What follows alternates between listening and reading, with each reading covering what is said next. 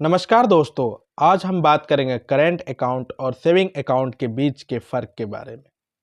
कई बार बैंक खाते खोलते समय हम कंफ्यूज हो जाते हैं कि हमें कौन सा खाता चुनना चाहिए। तो चलिए जानते हैं विस्तार से सेविंग अकाउंट क्या है। सबसे पहले हम जानेंगे सेविंग अकाउंट क्या है। सेविंग अकाउंट यानी बचत खाता। यह खाता आमतौर पर साधारण लोगों के लिए होता है। जो सिंपल लोग होते हैं उसके लिए ये सेविंग अकाउंट होता है। इसका मुख्य उद्देश्य है पैसे बचाना और उस पर ब्याज पाना। मतलब सेविंग अकाउंट का मतलब से ही पता चल रहा है, उसमें पैसा मनी सेव करना है और इसमें क्या मिलता है, हमें इंटरेस्ट मिलता है, ब्याज मिलता है। ठीक है, इसमें आपको बैंक एक न्यूनतम ब्याज दर देती है। ठीक है, जो बैंक है इसमें आपको एक मिनिमम ब्याज दर देती है, मतलब इंटरेस्ट रेट देता है। ठीक है, जैसे नॉर्मल होता 7 पॉइंट समथिंग या ऐसा कुछ मिलता है हमें, अगर हम बैंक सेविंग अकाउंट में अपना पैसा रखते हैं तो। अब हम जानते हैं सेविंग अकाउंट में आप हर महीने सीमित संख्या में ट्रांजैक्शन कर सकते हैं। सेविंग अकाउंट है तो आप हर महीने कुछ सीमित ट्रांजैक्शन कर सकते हैं, करोड़ 2 करोड़ नहीं कर सकते। ठीक है, या उन लोगों के लिए बेहतर है जिनकी आय नियमित है और जो धीरे धीरे पैसा बचाना चाहते हैं। मतलब ये बैंक उनके लिए है जो जिसका इनकम सीमित है, मतलब ना ज़्यादा कम। सैलरीड अकाउंट जिसके होते हैं वो सेविंग अकाउंट रख सकते हैं। ठीक है, और इसमें जो है धीरे धीरे पैसा बचता है, बैंक में जमा रहता है। अब दूसरा, करेंट अकाउंट क्या है। ठीक है, अब हम जानते हैं करेंट अकाउंट क्या है। करेंट अकाउंट यानी चालू खाता। सेविंग अकाउंट बचत खाता, करेंट अकाउंट चालू खाता। यह खास तौर पर व्यापारियों, बिजनेसमैन और कंपनियों के लिए बनाया जाता है। यह किसके लिए बनाया जाता है, ध्यान से सुनिएगा। यह व्यापारी, ठीक है, जो बिजनेसमैन होते हैं उसके लिए, या फिर कंपनी जो चलाते हैं उसके लिए।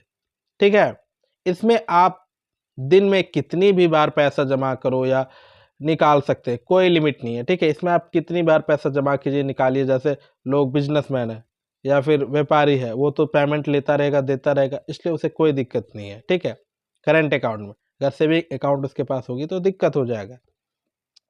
इस खाते में आपको ब्याज नहीं मिलता। करेंट अकाउंट में है कि आपको इंटरेस्ट नहीं मिलेगा, ये प्रॉब्लम है। अगर आप चाहते हैं कि आप बैंक में पैसा रखो और आपको इंटरेस्ट मिले तो करेंट अकाउंट में इंटरेस्ट नहीं मिलता है। अक्सर इसमें न्यूनतम बैलेंस बनाए रखना जरूरी होता है, और इसमें क्या होता है, एक मिनिमम बैलेंस बनाए रखना होता है। आपको 1000 2000 या 5000, हर बैंक के अलग अलग नियम है। किसी बैंक की 10,000 15,000 50,000 कि आपको इतना बैंक में रखना ही रखना है। ठीक है, अगर आपका काम ज़्यादा लेन देन से जुड़ा है तो यह आपके लिए बेस्ट है। अगर आप बिजनेसमैन हैं, आप ज़्यादा लेन देन काम करते हैं, आप रोज़ पैसा किसी को 50 बार ट्रांसफ़र करते हैं कहीं कहीं, और आप किसी से लेते हैं, तो ये करेंट अकाउंट आपके लिए बेस्ट है। अब हम जानते हैं करेंट अकाउंट और सेविंग अकाउंट में मुख्य अंतर क्या है, मेन डिफरेंस क्या है। ठीक है, सेविंग अकाउंट बचत खाता और ब्याज कमाना होता है, और करेंट अकाउंट बार बार लेन देन के लिए होता है। समझ पा रहे हैं। दूसरा है इंटरेस्ट। सेविंग अकाउंट में ब्याज देता है, बैंक ब्याज देता है। ठीक है, सेविंग अकाउंट में बैंक जो है इंटरेस्ट देता है।